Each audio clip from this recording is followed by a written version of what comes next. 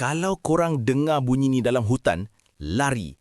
Ini bukan bunyi askar berperang, tapi ini bunyi shoebill stork. Burung paling menakutkan di dunia. Tengok rupa dia. Jujur cakap, dia tak nampak macam burung zaman sekarang. Dia nampak macam dinosaur yang terselamat dari kepupusan. Dia digelar patung bernyawa. Dia boleh berdiri tegak, tak bergerak berjam-jam, tenung mangsa sampai mangsa tu jadi cuak. Paruh dia tu bukan hiasan.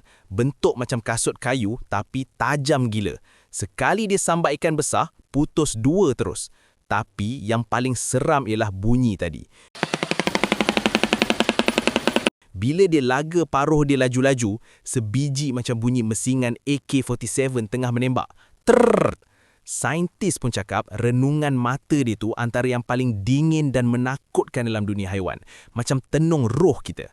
Macam mana? Korang berani tak bertentang mata dengan dinosaur hidup ni dalam hutan gelap? Cuba komen.